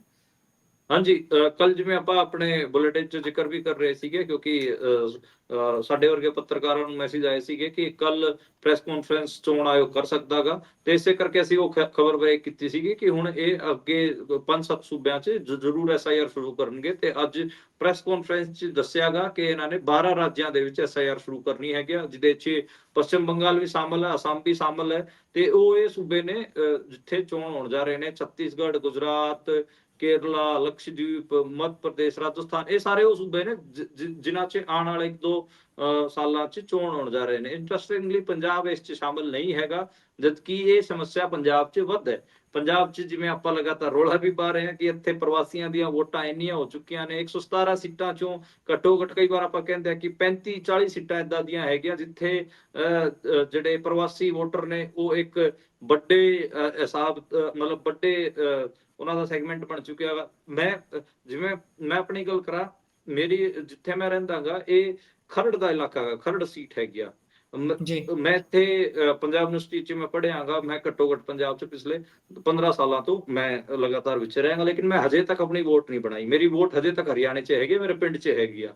ਮੈਂ ਵੋਟਿੰਗ ਕਰਨ ਵੀ ਉੱਥੇ ਜਾਂਦਾ ਹਾਂ, ਕਿਉਂਕਿ ਸਿੱਧੀ ਗੱਲ ਹੈ ਕਿ ਠੀਕ ਹੈ ਕਿ ਆਪਣਾ ਰੁਜ਼ਗਾਰ ਦਾ ਆਪਣੇ ਕਰਮ ਭੂਮੀ ਹਰਿਆਣਾ ਤੇ ਪੰਜਾਬ ਹੈ। ਮੈਂ ਪੰਜਾਬ ਤੇ ਹਰਿਆਣੇ ਦੇ ਕਿਸਾਨਾਂ ਤੇ ਕੰਮ ਕਰਦਾ, ਆਪ ਜੀ ਨੂੰ ਪਤਾ ਹੀ ਹੋਊਗਾ, ਮੈਂ ਰੂਰਲ ਜਰਨਲਿਜ਼ਮ ਹੈ, ਮੇਰੀ ਕਰਮ ਭੂਮੀ ਹੈਗੀ ਆ ਪੰਜਾਬ। ਪਰ ਮੇਰੇ ਪੰਜਾਬ ਦੇ ਪੋਲੀਟੀਕਲ ਡਿਸੀਜਨ ਚ ਮੇਰਾ ਕੋਈ ਸੇ ਨਹੀਂ ਹੋਣਾ ਚਾਹੀਦਾ, ਇਹ ਮੇਰਾ ਮਤਲਬ ਪਰਸਨਲ ਉਹ ਹੈ। ਮੈਂ ਕਦੇ ਵੀ ਇੱਥੇ ਨਾ ਵੋਟ ਬਣਾਉਣ ਦੀ ਕੋਸ਼ਿਸ਼ ਕੀਤੀ ਹੈ ਨਾ ਕੁਝ ਹੋਰ। ਪਰ ਮੈਂ ਦੇਖਦਾ ਹਾਂ ਕਿ ਜਿਹੜੇ ਪ੍ਰਵਾਸੀ ਖਰੜ ਸੀਟ 'ਚ ਸਾਲ 2 ਸਾਲ ਤੋਂ ਇੱਥੇ ਰਹਿ ਰਹੇ ਨੇ, ਸਾਰਿਆਂ ਦੀ ਵੋਟਾਂ ਬਣੀਆਂ ਹੋਈਆਂ ਨੇ। ਕੋਈ ਜੰਮੂ ਤੋਂ ਹੈਗਾ, ਕੋਈ ਉੱਤਰਾਖੰਡ ਤੋਂ ਹੈਗਾ, ਕੋਈ ਉੱਤਰ ਪ੍ਰਦੇਸ਼ ਤੋਂ ਹੈਗਾ, ਕੋਈ ਮੱਧ ਪ੍ਰਦੇਸ਼ ਤੋਂ ਹੈਗਾ, ਉਹਨਾਂ ਦੀਆਂ ਸਾਰੀਆਂ ਦੀ ਵੋਟਾਂ ਬਣੀਆਂ ਹੋਈਆਂ। ਖਰੜ ਸੀਟ ਬਹੁਤ ਚਾਂਸ ਹੈਗੇ ਆ ਕਿ ਬੀਜੇਪੀ ਜਿੱਤ ਜੂ। ਉਹਦਾ ਰੀਜ਼ਨ ਇਹ ਕਿ ਇੱਥੇ ਪ੍ਰਵਾਸੀਆਂ ਦੀਆਂ ਵੋਟਾਂ ਬਹੁਤ ਜ਼ਿਆਦਾ ਹੋ ਚੁੱਕੀਆਂ ਨੇ, ਤੇ ਇੱਥੇ ਇਹ ਪੰਜਾਬ 'ਚ ਇਹ SIR ਲਾਗੂ ਨਹੀਂ ਕਰ ਰਹੇ। 27 ਚ ਚੋਣ ਨੇ, ਸਾਲ ਰਹਿ ਗਿਆ, ਫਰਵਰੀ 27 ਚ ਚੋਣ ਹੋਣਗੇ। ਤੇ ਉੱਤਰ ਪ੍ਰਦੇਸ਼ ਤੋਂ ਲੈ ਕੇ ਤਾਮਿਲਨਾਡੂ, ਛੱਤੀਸਗੜ੍ਹ, ਗੁਜਰਾਤ, ਗੋਆ, ਸਾਰੇ ਕਿਤੇ ਉਹ SIR ਲਾਗੂ ਕਰ ਰਹੇ ਨੇ। ਇੱਥੇ ਜਿਹੜੇ ਪ੍ਰਵਾਸੀ ਰਹਿ ਰਹੇ ਨੇ ਖੈੜ 'ਚ, ਮੈਂ ਕਈ ਵਾਰ ਦੇਖਿਆਗਾ ਕਿ ਉਹਨਾਂ ਦੀ ਹੁਣ ਬਿਹਾਰ ਬਹੁਤ ਸਾਰੇ ਲੋਕ ਵੋਟ ਪਾਣ ਜਾਣਗੇ। ਮੈਂ ਗੱਲ ਕਰ ਰਿਹਾ ਸੀਗਾ ਜਿੱਥੇ ਮੈਂ ਚਾਹ ਪੀਂਦਾ ਹੁੰਦਾ ਉਹ ਤੋਂ ਕਿ ਬਈ ਤੂੰ ਫਿਰ ਕਿਹਨੂੰ ਵੋਟਾਂ ਪਾਏਗਾ ਬਿਹਾਰ 'ਚ ਜਾ ਕੇ, ਕਹਿੰਦਾ ਮੈਂ ਤਾਂ ਫਲਾਣੇ ਨੂੰ ਪਾ ਕੇ ਆਊਂਗਾ। ਫਿਰ ਉਹਨੂੰ ਮੈਂ ਗੱਲਾਂ 'ਚ ਪੁੱਛਿਆ ਤੇਰੇ ਇੱਥੇ ਵੀ ਵੋਟ ਬਣੀ? ਕਹਿੰਦਾ ਹਾਂ ਇੱਥੇ ਵੀ ਬਣੀ ਹੋਈ ਹੈ। ਇਹ ਤਾਂ ਪੰਜਾਬ 'ਚ ਤਾਂ ਵੱਧ ਸਮੱਸਿਆ ਹੈ। ਪੰਜਾਬ 'ਚ SIR ਲਾਗੂ ਨਹੀਂ ਕਰ ਰਹੇ, ਤੇ ਜਿਹੜੇ ਸੂਬਿਆਂ 'ਚ ਕੋਈ ਸਮੱਸਿਆ ਨਹੀਂ ਉੱਥੇ ਲਾਗੂ ਕਰ ਰਹੇ ਨੇ। ਤਾਂ ਹਾਂ, ਹੁਣ ਮੰਨ ਲਓ ਉੱਤਰ ਪ੍ਰਦੇਸ਼ 'ਚ ਲਾਗੂ ਕਰ ਰਹੇ ਨੇ, ਬਿਹਾਰ 'ਚ ਇਹਨਾਂ ਨੇ ਲਾਗੂ ਕਰ ਲਿਆ। ਜਿਨ੍ਹਾਂ ਦੀ ਸਾਲ 2 ਸਾਲ ਪਹਿਲਾਂ ਪੰਜਾਬ ਜਾਂ ਹਰਿਆਣੇ 'ਚ ਜਿਨ੍ਹਾਂ ਦੀਆਂ ਵੋਟਾਂ, ਇਹਦੇ 'ਚ ਹਰਿਆਣੇ ਦਾ ਨਾਂ ਵੀ ਨਹੀਂ ਉਹਦਾ, ਮੈਂ ਇੰਟਰਸਟਿੰਗਲੀ ਦੱਸਾਂ। ਹਰਿਆਣੇ 'ਚ ਮੈਂ ਦੱਸਿਆ ਸੀਗਾ ਨਾ ਪਿਛਲੇ ਸਾਲ ਕਿ 90 ਵਿਧਾਨ ਸਭਾ ਸੀਟਾਂ 'ਚੋਂ 30 ਵਿਧਾਨ ਸਭਾ ਸੀਟਾਂ ਏਦਾਂ ਦੀਆਂ ਸੀਗੀਆਂ ਹਰਿਆਣੇ 'ਚ ਜਿੱਥੇ ਪ੍ਰਵਾਸੀ ਡੋਮੀਨੇਟ ਕਰ ਰਹੇ ਸੀ। ਮੇਰੀ ਆਪ ਦੀ ਸੀਟ, ਮੇਰੀ ਜਿਹੜਾ ਹਲਕਾ ਪੈਂਦਾ ਗਾ ਉੱਥੇ ਬਾਦਲੀ ਹਲਕਾ ਪੈਂਦਾ, ਬਾਦਲੀ ਸੀਟ ਪੈਂਦੀ ਹੈ। ਬਾਦਲੀ ਹਲਕੇ 'ਚ ਸਭ ਤੋਂ ਪਹਿਲਾਂ ਜਿਹੜਾ ਜੱਟ ਵੋਟਰ ਸੀਗਾ ਉਹ ਡੋਮੀਨੇਟ ਕਰਦਾ ਹੁੰਦਾ ਸੀਗਾ। ਜੱਟ ਵੋਟਰ ਉੱਥੇ ਵੱਧ ਸੀਗੇ, ਜੱਟਾਂ ਦਾ ਬੇਸਿਕਲੀ ਇਲਾਕਾ ਹੈਗਾ, ਪਿੰਡੂ ਹਲਕਾ ਸੀਗਾ। ਪਰ ਅੱਜ ਦੇ ਟਾਈਮ ਉੱਥੇ 30,000 ਬਿਹਾਰੀਆਂ ਦੀਆਂ ਵੋਟਾਂ ਨੇ, ਉੱਤਰ ਪ੍ਰਦੇਸ਼ ਬਿਹਾਰ ਮਤਲਬ ਪ੍ਰਵਾਸੀਆਂ ਦੀਆਂ ਵੋਟਾਂ ਨੇ, ਉਹ ਡੋਮੀਨੇਟ ਕਰਦੇ ਨੇ। ਉਹ ਮੈਂ ਆਪਣੀ ਆਪ ਅੱਖੀਂ ਦੇਖ ਕੇ ਆਇਆਗਾ ਮੇਰੀ ਸੀਟ ਤੇ ਵੀ। ਤੇ ਹੁਣ ਦੇਖ ਲਓ, ਨਾ ਹਰਿਆਣੇ 'ਚ ਲਾਗੂ ਕੀਤਾ, ਨਾ ਇਹਨਾਂ ਨੇ ਪੰਜਾਬ 'ਚ ਲਾਗੂ ਕੀਤਾ। ਠੀਕ ਹੈ, ਉੱਥੇ ਲਾਗੂ ਕਰ ਦੇਣਗੇ ਉੱਤਰ ਪ੍ਰਦੇਸ਼ ਬਿਹਾਰ ਤੇ, ਉੱਥੋਂ ਉਹਨਾਂ ਦੀਆਂ ਵੋਟਾਂ ਕੱਟ ਦੇਣਗੇ, ਕਹਿਣਗੇ ਕਿ ਨਹੀਂ ਤੁਸੀਂ ਤਾਂ ਹੁਣ ਹਰਿਆਣੇ ਪੰਜਾਬ ਦੇ ਨਾਗਰਿਕ ਹੋਗੇ। ਕਿਵੇਂ ਹੋਗੇ ਯਾਰ? ਇੱਥੇ ਦਿਹਾੜੀ ਕਰਨ ਆਏ ਹੋਏ ਨੇ, ਸਾਲ 2 ਸਾਲ ਇਹਨਾਂ ਨੂੰ ਰਹਿੰਦੇ ਹੋਇਆਗਾ। ਇਹ ਵੱਡਾ ਮਤਲਬ ਇੱਥੋਂ ਤੁਹਾਨੂੰ ਲੱਗੂਗਾ, ਸਮਝ ਆਊਗਾ ਕਿ ਜਿਹੜਾ ਇੰਡੀਅਨ ਸਟੇਟ ਦਾ ਜਿਹੜਾ ਸਿਸਟਮੈਟਿਕ ਪੰਜਾਬ ਅਤੇ ਹਰਿਆਣੇ ਨੂੰ ਲੈ ਕੇ ਉਹਨਾਂ ਦੀ ਥੋਟ ਪ੍ਰੋਸੈਸ ਹੈ ਕਿ ਇਹਨਾਂ ਕਿਸਾਨਾਂ ਨੂੰ, ਇਸ ਸੂਬੇ ਦੇ ਸਿੱਖਾਂ ਨੂੰ, ਇਸ ਸੂਬੇ ਦੇ ਮਜ਼ਦੂਰਾਂ ਨੂੰ, ਕਿਸਾਨਾਂ ਨੂੰ ਕਿਵੇਂ ਕਾਬੂ ਕਰਨਾਗਾ, ਉਹ ਮੈਂਟੈਲਿਟੀ ਤੁਸੀਂ ਇੱਥੇ ਚੈੱਕ ਕਰੋ ਜੀ। ਜੀ, ਸੋ ਇਸ ਤੋਂ ਅਗਲੀ ਖਬਰ ਦੇ ਵੱਲ ਜੇਕਰ ਆਪਾਂ ਵਧੀਏ ਤਾਂ ਪੰਜਾਬ ਦੇ ਵਿੱਚ 112 ਦਵਾਈਆਂ ਦੀ ਵਿਕਰੀ ਤੇ ਰੋਕ ਲੱਗ ਗਈ ਹੈ। ਇਹ ਕਿਉਂ ਤੇ ਕੀ ਇਸ ਤੇ ਪੰਜਾਬ ਦੇ ਸਵਾਸਥ ਮੰਤਰੀ ਦੇ ਵੱਲੋਂ ਕੋਈ ਗੱਲਬਾਤ ਕੀਤੀ ਜਾਊਗੀ? 112 ਦਵਾਈਆਂ ਉਹ ਨੇ ਜਿਹੜੀਆਂ ਕਿ ਟੈਸਟ ਜਦੋਂ ਉਹਨਾਂ ਦੀ ਲੈਬੋਰੇਟਰੀ 'ਚ ਟੈਸਟ ਕੀਤੀਆਂ ਗਈਆਂ ਤੇ ਉਹ ਫੇਲ ਹੋਈਆਂ ਨੇ। ਤਾਂ 112 ਦਵਾਈਆਂ ਪੰਜਾਬ 'ਚ ਏਦਾਂ ਦੀਆਂ ਵਿਕਰੀਆਂ ਸੀ। ਕੱਲ ਜਿਵੇਂ ਆਪਾਂ 2 ਦਿਨ ਪਹਿਲਾਂ ਗੱਲ ਕਰ ਰਹੇ ਸੀ, ਉਦੋਂ 20 ਸੀਗਾ ਇਹ ਨੰਬਰ, ਹੁਣ 112 ਹੋ ਗਿਆ। ਠੀਕ ਹੈ, ਇਹ ਦੇਖੋ ਕਿੱਡੇ ਵੱਡੇ ਲੈਵਲ ਤੇ ਪੰਜਾਬ 'ਚ ਏਦਾਂ ਦੀਆਂ ਦਵਾਈਆਂ ਵਿਕ ਰਹੀਆਂ ਸੀ ਜਿਹੜੇ ਕਿ ਲੋਕਾਂ ਦੀ ਹੈਲਥ ਵਾਸਤੇ ਚੰਗੀਆਂ ਨਹੀਂ ਸੀਗੀਆਂ। ਹੁਣ ਸਰਕਾਰ ਨੂੰ ਮਜਬੂਰੀ 'ਚ ਫੈਸਲਾ ਲੈਣਾ ਪਿਆਗਾ, ਕਿਉਂਕਿ ਮੱਧ ਪ੍ਰਦੇਸ਼ ਆਪਾਂ ਨੂੰ ਪਤਾ 40 ਦੇ ਨੇੜੇ ਤੇੜੇ ਬੱਚਿਆਂ ਦੀ ਡੈਥ ਹੋਈ ਹੈ ਉੱਥੇ। ਜੀ, ਠੀਕ ਹੈ, ਸੈਂਕੜਿਆਂ ਬੱਚੇ ਉੱਥੇ ਹਸਪਤਾਲਾਂ 'ਚ ਭਰਤੀ ਨੇ ਸਿਰਫ ਇੱਕ ਕੱਪ ਸਿਰਫ ਦੇ ਚੱਕਰ 'ਚ। ਇੱਥੇ ਤਾਂ ਬੀਪੀ, ਕੈਂਸਰ, ਦਮੇ ਦੀ, ਦਰਦ ਦੀ, ਸੂਜਨ ਦੀ, ਅਨੀਮੀਏ ਦੀ, ਮਿਰਗੀ ਦੀ, ਕਿੰਨੀਆਂ ਦਵਾਈਆਂ ਨੇ ਜਿਹੜੀ ਕਿ ਅਨਸੇਫ ਨੇ, ਤੇ ਅਨਸੇਫ ਦਵਾਈਆਂ ਪੰਜਾਬ 'ਚ ਵਿਕ ਰਹੀਆਂ ਸੀ। ਆਪ ਹਿਸਾਬ ਲਾਓ ਕਿੰਨੇ ਜਿਹੜੇ ਪਰਿਵਾਰਾਂ ਦੇ ਜਿਹੜੇ ਵਿਚਾਰੇ ਬਿਮਾਰ ਸੀ ਉਹਨਾਂ ਦੇ ਨੁਕਸਾਨ ਹੋਏ ਹੋਣਗੇ ਉਹਨਾਂ ਦੇ ਹੈਲਥ ਦੇ। ਜੀ। ਸੋ ਜੇਕਰ ਅਗਲੀ ਖਬਰ ਦੇ ਵੱਲ ਚੱਲੀਏ ਤਾਂ ਉਧਰ ਗੁਰੂ ਤੇਗ ਬਹਾਦਰ ਜੀ ਦੀ ਸ਼ਹਾਦਤ ਦੇ ਸੰਬੰਧ ਦੇ ਵਿੱਚ ਪੰਜਾਬ ਯੂਨੀਵਰਸਿਟੀ ਚੰਡੀਗੜ੍ਹ ਦੇ ਵਿੱਚ ਇੱਕ ਸੈਮੀਨਾਰ ਰੱਖਿਆ ਜਾਂਦਾ ਹੈ। 7 ਜਥੇਬੰਦੀ ਦੇ ਵੱਲੋਂ ਇਹ ਸੈਮੀਨਾਰ ਰੱਖਿਆ ਗਿਆ ਸੀ, ਪਰ ਇਸ ਤੇ ਵਿਵਾਦ ਖੜਾ ਹੋ ਗਿਆ। ਵਿਵਾਦ ਇਹ ਕਿ ਇਸ ਦੇ ਵਿੱਚ ਬੁਲਾਏ ਜਾਣ ਵਾਲੇ ਜਿਹੜੇ ਗੈਸਟ ਸੀ ਉਹਨਾਂ ਦੀ ਜਾਣਕਾਰੀ ਯੂਨੀਵਰਸਿਟੀ ਦੇ ਵੱਲੋਂ ਮੰਗੀ ਜਾਂਦੀ ਹੈ ਤੇ ਉਸ ਤੋਂ ਬਿਨਾਂ ਮਨਜ਼ੂਰੀ ਨਹੀਂ ਮਿਲਣੀ, ਤੇ ਮਨਜ਼ੂਰੀ ਤਕਰੀਬਨ ਇਸ ਨੂੰ ਨਹੀਂ ਦਿੱਤੀ ਜਾਂਦੀ, ਤੇ ਫਿਰ ਵਿਵਾਦ ਇੰਨਾ ਵੱਡਾ ਹੋ ਗਿਆ ਕਿ ਹੁਣ SGPC ਤੱਕ ਦੇ ਵੱਲੋਂ ਵੀ ਬਿਆਨ ਜਾਰੀ ਕੀਤਾ ਗਿਆ ਜੀ। ਹਾਂਜੀ, SGPC ਨੇ ਵੀ ਇਸ ਤੇ ਸਟੈਂਡ ਲਿਆ ਗਿਆ। SGPC ਦੇ ਪ੍ਰਧਾਨ ਐਡਵੋਕੇਟ ਹਰਜਿੰਦਰ ਸਿੰਘ ਧਾਮੀ ਉਹਨਾਂ ਨੇ ਕਿਹਾ ਕਿ ਇਹ ਗਲਤ ਹੈ। ਸਿੱਖ ਇੰਟੈਲੈਕਚੁਅਲਸ ਤੇ ਗੁਰੂ ਤੇਗ ਬਹਾਦਰ ਤੇ ਇਹ ਸੈਮੀਨਾਰ ਸੀਗਾ, ਸਟੂਡੈਂਟਸ ਨੂੰ ਇਜਾਜ਼ਤ ਦੇਣੀ ਚਾਹੀਦੀ ਸੀਗੀ ਤੇ ਇਹਨੂੰ ਐਂਟੀ ਸਿੱਖ ਐਕਟ ਦੱਸਿਆਗਾ ਕਿ ਇਹ ਸਿੱਖਾਂ ਦੇ ਉਲਟ ਹੈਗਾ, ਸਿੱਖਾਂ ਦੇ ਵਿਰੋਧੀ ਕਦਮ ਸੀਗਾ ਤੇ ਇਹਦੇ ਤੇ ਕਾਰਵਾਈ ਹੋਣੀ ਚਾਹੀਦੀ। ਇਹਦਾ ਇੱਕ ਦੂਜਾ ਵਰਜਨ ਇਹ ਵੀ ਨਿਕਲ ਕੇ ਆ ਰਿਹਾਗਾ ਕਿ ਜਿਹੜੀ ਪੰਜਾਬ ਯੂਨੀਵਰਸਿਟੀ ਐਡਮਿਨਿਸਟ੍ਰੇਸ਼ਨ ਹੈ ਉਹ ਇਸ ਟਾਈਮ ਬੈਕਫੁੱਟ ਤੇ ਨਜ਼ਰ ਆ ਰਹੀ ਹੈ। ਉਹ ਕਹਿ ਰਹੀ ਹੈ ਕਿ ਨਹੀਂ ਸਟੂਡੈਂਟਸ ਨੇ ਤਾਂ ਸਾਨੂੰ ਹਾਲ ਵਾਸਤੇ ਜਾਂ ਸੈਮੀਨਾਰ ਹਾਲ ਵਾਸਤੇ ਕੋਈ ਐਪਲੀਕੇਸ਼ਨ ਦਿੱਤੀ ਨਹੀਂ ਸੀਗੀ। ਪ੍ਰੋਗਰਾਮ ਹੋਇਆਗਾ ਜੀ, ਪ੍ਰੋਗਰਾਮ ਖੁੱਲੇ ਮੈਦਾਨ 'ਚ ਹੋਇਆ। ਸਾਮੀਆਂ ਨੇ ਲਾ ਦਿੱਤੇ ਸੀ ਸਟੂਡੈਂਟਾਂ ਨੇ, ਤੇ ਜਿਹੜੇ ਸਿੱਖ ਇੰਟੈਲੈਕਚੁਅਲ ਨੇ ਅਜਮੇਰ ਸਿੰਘ ਹੋਣੀ, ਉਹ ਉੱਥੇ ਉਹਨਾਂ ਨੇ ਆਪਣੀ ਗੱਲ ਰੱਖੀ ਤੇ ਸਟੂਡੈਂਟ ਪਹੁੰਚੇ। ਸਟੂਡੈਂਟ ਥੱਲੇ ਦਰਿਆ ਵਿਛਾ ਕੇ ਉੱਥੇ ਬਹਿ ਗਏ ਸੀਗੇ।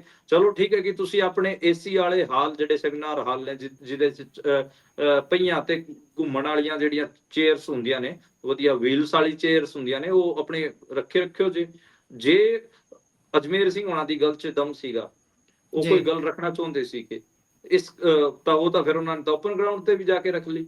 ਉੱਥੇ ਬੱਚੇ ਉਹਨਾਂ ਨੂੰ ਸੁਣਨਾ ਚਾਹੁੰਦੇ ਸੀ ਕਿ ਸਟੂਡੈਂਟ ਉਹਨਾਂ ਨੂੰ ਸੁਣਨਾ ਚਾਹੁੰਦੇ। ਸਟੂਡੈਂਟ ਠੀਕ ਹੈ, ਤੁਹਾਡੀ ਵੀਲ ਚੇਅਰਸ ਤੇ ਨਾ ਬੈਠੇ, ਘੁੰਮਣ ਵਾਲੀਆਂ ਚੇਅਰਾਂ ਤੇ ਨਾ ਬੈਠੇ ਹੋਣ, ਰੋਟੇਟਿੰਗ ਚੇਅਰਸ ਤੇ ਉਹ ਜਾ ਕੇ ਦਰੀ ਵਿਛਾ ਕੇ ਥੱਲੇ ਬਹਿ ਗਏ। ਠੀਕ ਹੈ, ਤੁਹਾਡੀ ਜਿਹੜੀ AC ਵਾਲੀ ਛੱਤ ਹੈ, ਲੈਂਟਰ ਵਾਲੀ ਛੱਤ, ਉਹ ਨਹੀਂ ਮਨਜ਼ੂਰ, ਸਾਮੀਆਂ ਨੇ ਲਾ ਦਿੱਤੇ ਗਏ ਸਟੂਡੈਂਟਾਂ ਵੱਲੋਂ। ਦਰਖਤਾਂ ਦੀ ਛਾਵਾਂ 'ਚ ਬਹਿ ਕੇ ਉਹਨਾਂ ਨੇ ਪ੍ਰੋਗਰਾਮ ਸੁਣਿਆ। ਉਦਾਂ ਵੀ ਹਲਕੀ ਠੰਡ ਤਾਂ ਪੈਣੀ ਲੱਗ ਪਈ ਤੇ ਮਾੜਾ ਮੋਟੀ ਜਿਹੜੀ ਧੁੱਪ ਦੀ ਕਿਰਨਾਂ ਵੀ ਆਉਂਦੀਆਂ ਹੋਣਗੀਆਂ ਸਾਮੀਆਂ 'ਚ, ਉਹ ਵੀ ਠੀਕ ਹੈ, ਵਧੀਆ ਉਹਨਾਂ ਦੀ ਨੌਲੇਜ ਦੀ ਵਾਧਾ ਤਾਂ ਹੋਇਆ ਹੀ ਹੋਇਆਗਾ ਸਟੂਡੈਂਟਾਂ ਦਾ, ਉਹਨਾਂ ਨੂੰ ਵਿਟਾਮਿਨ D ਵੀ ਮਿਲੀ ਹੈ। ਇਹ ਮਤਲਬ ਤੁਸੀਂ ਇਹ ਸੋਚ ਦੇਖੋ ਪੰਜਾਬ ਯੂਨੀਵਰਸਿਟੀ ਦੀ। ਮੈਂ ਇਹ ਉਹਨਾਂ ਦਾ ਚੁਟਕਲਾ ਇਸ ਕਰਕੇ ਬਣਾਇਆਗਾ ਕਿ ਤੁਸੀਂ ਕੀ ਗਿਆਨ ਨੂੰ ਕਿਸੇ ਕਮਰੇ 'ਚ ਬੰਦ ਕਰ ਸਕਦੇ ਹੋ? ਕੀ ਗਿਆਨ ਤੇ ਤੁਸੀਂ ਤਾਲਾ ਲਾ ਸਕਦੇ ਹੋ? ਵੱਡਾ ਸਵਾਲ ਹੈ। ਗਿਆਨ ਮਤਲਬ ਇਹ ਕਿੱਡੀ ਮੂਰਖਤਾ ਵਾਲੀ ਗੱਲ ਹੈ। ਤੁਸੀਂ ਕੀ ਦਿਖਾ ਰਹੇ ਹੋ? ਤੁਸੀਂ ਇਹ ਦਿਖਾ ਰਹੇ ਹੋ ਕਿ ਇੱਥੇ ਅਨਡਿਕਲੇਅਰਡ ਐਮਰਜੈਂਸੀ ਹੈ? ਤੁਸੀਂ ਇਹ ਦਿਖਾ ਰਹੇ ਹੋ ਕਿ ਇੱਥੇ ਜਿਹੜੇ ਸਿੱਖ ਇੰਟੈਲੈਕਚੁਅਲ ਹੈਗੇ ਆ ਉਹ ਆਪਣੀ ਗੱਲ ਨਹੀਂ ਰੱਖ ਸਕਦੇ? ਕੀ ਦਿਖਾਣਾ ਚਾਹ ਰਹੇ ਹੋ ਤੁਸੀਂ? ਜਦ ਜੀ। ਉਹ- ਇੱਕ ਹੋਰ ਗੱਲ ਹੈ ਨਾ, ਕ੍ਰਿਟੀਕਲ ਥਿੰਕਿੰਗ ਤੋਂ ਸ਼ਾਇਦ ਇੰਸਟੀਚਿਊਟਸ ਨੂੰ ਡਰ ਲੱਗਣ ਲੱਗ ਗਿਆ। ਬੇਸ਼ੱਕ ਉਹ ਕਿਸੇ ਵੀ ਕਿਸਮ ਦੇ ਅਦਾਰੇ ਨੇ, ਉਹ ਅੱਜ ਕੱਲ ਡਰਦੇ ਨੇ ਕ੍ਰਿਟੀਕਲ ਥਿੰਕਿੰਗ ਤੋਂ। ਜੇਕਰ ਕ੍ਰਿਟੀਕਲ ਸੋਚਦਾ ਹੈ, ਕੋਈ ਥਿੰਕ ਕਰਦਾ ਹੈ, ਤਾਂ ਉਹ ਤੋਂ ਆਟੋਮੈਟਿਕਲੀ ਪਾਸਾ ਵੱਟਦੇ ਨੇ ਸਾਰੇ। ਬਿਲਕੁਲ, ਇਹ ਤਾਂ ਆਪਾਂ ਨੂੰ ਦੇਖਣ ਨੂੰ ਮਿਲ ਹੀ ਰਿਹਾਗਾ ਕਿ ਜਿਹੜੇ ਵੀ ਆਪਣੇ ਲੋਕਾਂ ਦੀਆਂ ਸੋਚ 'ਚ ਵਾਧਾ ਕਰਨ ਵਾਲੇ ਥੋਟ ਨੇ, ਵਿਚਾਰ ਨੇ, ਜਿਹੜੇ ਕਿ ਸੱਤਾ ਵਾਸਤੇ ਅਨਈਜੀ ਕਰਨ ਵਾਲੇ ਥੋਟ ਨੇ, ਉਹਨਾਂ ਨੂੰ ਦਬਾਉਣ ਦੀ ਕੋਸ਼ਿਸ਼ ਤਾਂ ਪੂਰੀ ਚੱਲਦੀ ਹੈ। ਉਹ ਵੀ ਦਬਾਉਣ ਦੀ ਕੋਸ਼ਿਸ਼ ਸੀ, ਪਰ ਇਹ ਤਾਂ ਪੂਰੇ ਪੰਜਾਬ 'ਚ, ਮਤਲਬ ਪਹਿਲਾਂ ਇਹ ਸਿਰਫ ਸ਼ਾਇਦ ਪੰਜਾਬ ਯੂਨੀਵਰਸਿਟੀ ਦੇ ਸਟੂਡੈਂਟਾਂ ਤੱਕ ਮਹਿਦੂਦ ਰਹਿ ਜਾਂਦਾ, ਪਰ ਹੁਣ ਤਾਂ ਇਹ ਪੂਰੇ ਪੰਜਾਬ 'ਚ ਫੈਲਿਆ ਗਿਆ। ਪੂਰੇ ਪੰਜਾਬ 'ਚ ਇਸ ਬਾਰੇ ਚਰਚਾ ਹੋ ਗਈ ਹੈ। ਜੀ। ਇਸ ਤੋਂ ਅਗਲੀ ਖਬਰ ਵੱਲ ਵਧੀਏ ਤਾਂ ਉਧਰ ਰਾਜਵੀਰ ਜਵੰਦਾ ਦੇ ਡੈਥ ਕੇਸ ਮਾਮਲੇ ਦੇ ਵਿੱਚ ਹਾਈ ਕੋਰਟ ਨੇ ਪੰਜਾਬ, ਚੰਡੀਗੜ੍ਹ ਸਮੇਤ ਕੇਂਦਰ ਸਰਕਾਰ ਨੂੰ ਵੀ ਨੋਟਿਸ ਜਾਰੀ ਕੀਤਾ ਹੈ। ਕੀ ਹੈ ਜੀ ਇਹ ਸਾਰਾ ਮਾਜਰਾ, ਨੋਟਿਸ ਕਿਸ ਚੀਜ਼ ਨੂੰ ਲੈ ਕੇ? ਇੱਕ ਤਾਂ ਉਹਨਾਂ ਨੂੰ ਦੇਖੋ, ਇਹਦੇ 'ਚ ਦੋ ਤਿੰਨ ਗੱਲਾਂ ਨੇ, ਮੈਂ ਛੇਤੀ ਕਿਉਂਕਿ ਟਾਈਮ ਘੱਟ ਹੈ, ਛੇਤੀ ਦੱਸ ਦਿੰਦਾ। ਇੱਕ ਉਹਨਾਂ ਨੂੰ ਜਿਹੜਾ ਮੌਕੇ ਤੇ ਜਿਹੜੀ ਏਡ ਮਿਲਣੀ ਚਾਹੀਦੀ ਸੀ, ਜਿਹੜੀ ਸਵਾਸਥ ਸਹਾਇਤਾ ਮਿਲਣੀ ਚਾਹੀਦੀ ਸੀ, ਉਹ ਨਹੀਂ ਮਿਲੀ। ਤੇ ਇੱਕ ਤਾਂ ਉਹ ਚੱਕਰ ਹੈ ਜੀ। ਦੂਜਾ ਮਤਲਬ ਇਹ ਵੀ ਹੈ ਕਿ ਜਿਹੜੇ ਅਵਾਰਾ ਪਸ਼ੂ ਨੇ, ਜਦੋਂ ਉਹਨਾਂ ਦਾ ਸੈਸ ਵਸੂਲਿਆ ਜਾ ਰਿਹਾ ਹੈਗਾ, ਫਿਰ ਉਹਨਾਂ ਤੇ ਕੋਈ ਕਿਉਂ ਨਹੀਂ। ਤੇ ਇਹ ਦੋ ਤਿੰਨ ਮਾਮਲੇ ਨੇ ਉਹਦੇ ਤੇ ਉਹਨਾਂ ਨੂੰ ਜਿਹੜਾ ਪ੍ਰਾਥਮਿਕ ਉਪਚਾਰ ਮਿਲਣਾ ਚਾਹੀਦਾ ਸੀਗਾ, ਜਿਹੜੀ ਪਹਿਲੇ ਚੱਟੇ ਹੀ ਉਹਨਾਂ ਨੂੰ ਜਿਹੜੀ ਮੈਡੀਕਲ ਏਡ ਮਿਲਣੀ ਚਾਹੀਦੀ ਸੀ, ਉਹ ਨਹੀਂ ਮਿਲੀ। ਤਾਂ ਇਹ ਕੁਝ ਚੀਜ਼ਾਂ ਨੇ ਜਿਹਨੂੰ ਲੈ ਕੇ ਇਹ ਲਗਾਈ ਗਈ ਸੀਗੀ ਪਟੀਸ਼ਨ। ਤੇ ਦੇਖਦੇ ਹਾਂ ਦਾ ਕੀ ਮਤਲਬ ਅੱਗੇ ਕਿਸ ਵੱਲ ਵੱਧਦਾ ਹੈਗਾ। ਜੀ, ਦੇਖਣ ਵਾਲੀ ਗੱਲ ਜ਼ਰੂਰ ਹੋਊਗੀ। ਉਧਰ ਜਲੰਧਰ 'ਚ 800 ਮਕਾਨ ਸਿੱਟੇ ਜਾਣਗੇ, ਢਾਏ ਜਾਣਗੇ, ਕਿਉਂ ਜੀ? ਹਾਂਜੀ, ਇਹਦੇ 'ਚ ਦੇਖੋ, ਪਾਵਰਕੌਮ ਦੇ ਅਧਿਕਾਰੀਆਂ ਨੇ ਕਿਹਾ ਕਿ ਇਹ ਜ਼ਮੀਨ ਕਬਜ਼ੇ ਵਾਲੀ, ਤੇ 800 ਪਰਿਵਾਰਾਂ ਨੂੰ ਇੱਥੋਂ ਬੇਦਖਲ ਕਰਨ ਦੀ ਗੱਲ ਆਈ ਹੈ, ਤੇ ਉਹਨਾਂ ਦੇ ਘਰ ਢਾਉਣ ਦੀ ਗੱਲ ਆਈ ਹੈ। 65 ਏਕੜ ਜ਼ਮੀਨ ਹੈ ਜੀ, ਤੇ ਅੰਬੇਡਕਰ ਨਗਰ ਇਹ ਥਾਂ ਹੈ। ਜ਼ਿਆਦਾਤਰ ਆਪਾਂ ਨੂੰ ਪਤਾ ਹੈ ਕਿ ਦਲਿਤ ਪਰਿਵਾਰ ਨੇ, ਤੇ ਇਹ ਸਾਰੇ ਉਹ ਪਰਿਵਾਰ ਵੀ ਨੇ ਜਿਹੜੇ ਕਿ ਪਾਕਿਸਤਾਨੀ ਪੰਜਾਬ ਤੋਂ ਇੰਡੀਆ, ਜਿਹੜਾ ਇਹ ਪੰਜਾਬ ਹੈ, ਇੱਧਰਲਾ ਪੰਜਾਬ ਹੈ, ਇੱਧਰ ਆਏ ਸੀਗੇ। ਤੇ ਉਹ ਸਾਰੇ ਵਿਚਾਰੇ ਮਤਲਬ ਪਰੇਸ਼ਾਨ ਨੇ ਇਸ ਟਾਈਮ।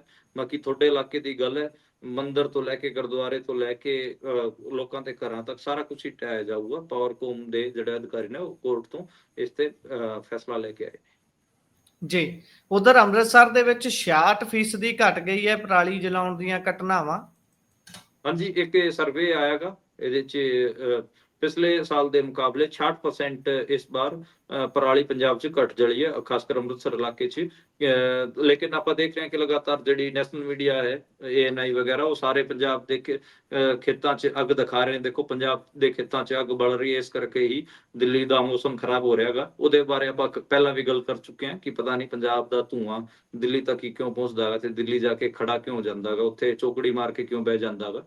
ਇਹ ਮੈਨੂੰ ਸਮਝ ਨਹੀਂ ਆਈ। ਇਹ ਖਬਰ ਵੀ ਆਪਾਂ ਇਸੇ ਕਰਕੇ ਕੈਰੀ ਕੀਤੀ ਕਿ ਦੇਖੋ 66% ਤੱਕ ਜਿਹੜਾ ਇਸ ਵਾਰ ਪਰਾਲੀ ਹੈ ਉਹ ਘਟ ਜਲਾਈ ਗਈ ਹੈ। ਫਿਰ ਵੀ ਦਿੱਲੀ ਦੇ ਸਾਰੇ ਪ੍ਰਦੂਸ਼ਣ ਦੀ, ਜਿਹੜੇ ਦੀਵਾਲੀ ਦੇ ਪਟਾਖਿਆਂ ਕਰਕੇ ਹੋਇਆਗਾ, ਜਾਂ ਉੱਥੋਂ ਦੀ ਗੱਡੀਆਂ ਕਰਕੇ, ਉੱਥੋਂ ਦੀ ਇੰਡਸਟਰੀ ਕਰਕੇ ਹੋਇਆਗਾ, ਉਹਦਾ ਸਾਰਾ ਇਲਜ਼ਾਮ ਪੰਜਾਬ ਦੇ ਕਿਸਾਨਾਂ ਤੇ ਲਾਇਆ ਜਾ ਰਿਹਾ।